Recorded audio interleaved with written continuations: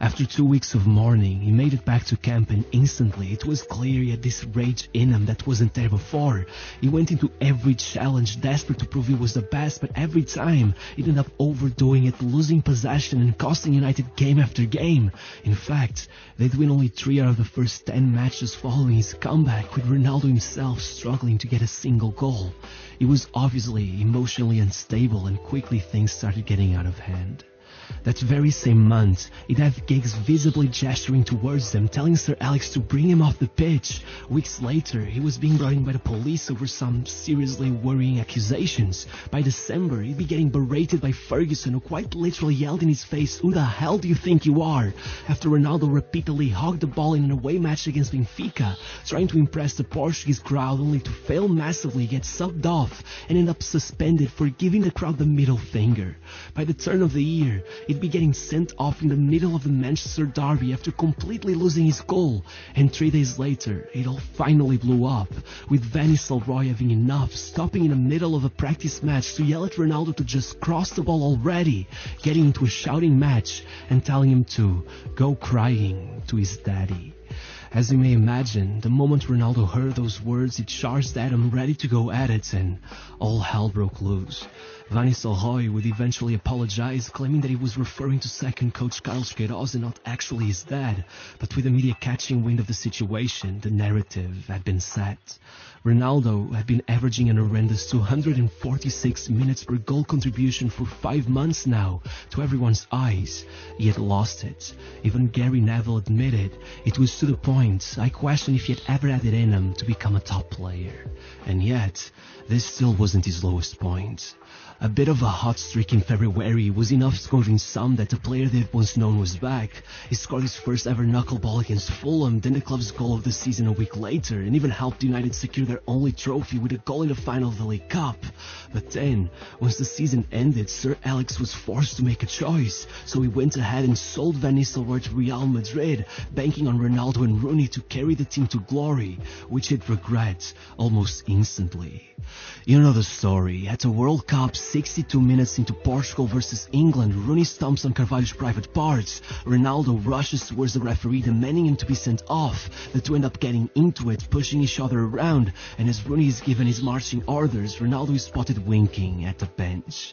And again, the media comes in blasting, tarnishing Ronaldo's name no matter how many times he insisted he was only winking, as a way to tell the bench he had heard their orders to move further up the pitch. It was pointless. Nothing sold more newspapers than another headline declaring him as public enemy number 1. By the end of the World Cup, even FIFA themselves had been led to believe that story was true, going as far as snubbing him out of the Young Player of the Tournament award, giving it to Podolski instead, while claiming Ronaldo lacked the fair play necessary to be worthy of such a prize. Though, as you may imagine, it would be much harder than that to keep his hands away from some silver.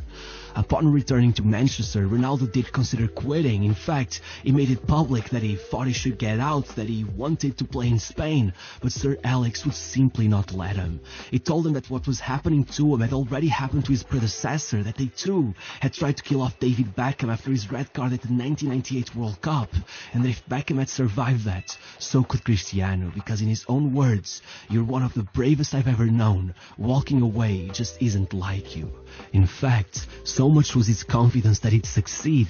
He'd bet him £400 that he could hit 15 league goals that year, even though he had never hit double digits, even though the record for a midfielder had just been established by Frank Lampard at 16.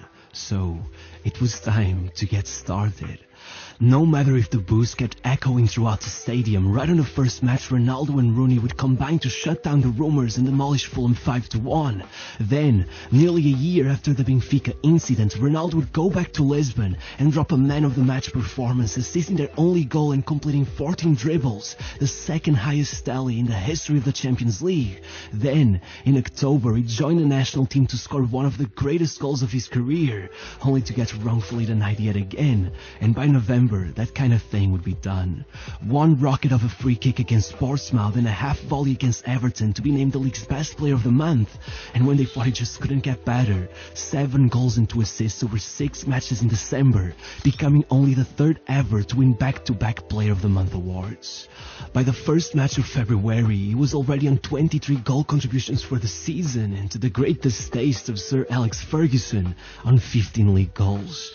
It was only a matter of time until he broke Lampard's record, but before that, being yet to score a goal in the Champions League after 5 years in the competition, Ronaldo had to destroy the rumors that he was a big game bottler, opening his tally with 2 goals against Roma, then another against the AC Milan of Maldini and Nassr. And though, unfortunately, a Kaká masterclass would have him get knocked out of the competition regardless, back home, with United risking their place at the top of the league, falling behind 2-0 against Everton, with about 30 minutes left in the game and 3 matches left in the season, Sir Alex would call Ronaldo up from the bench like he was releasing the Kraken.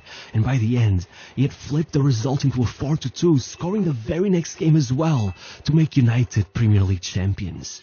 After starting the year as the country's problem child, Ronaldo had managed to bring his tally up to 37 goal contributions, taking every award imaginable, even becoming the youngest since the 70s to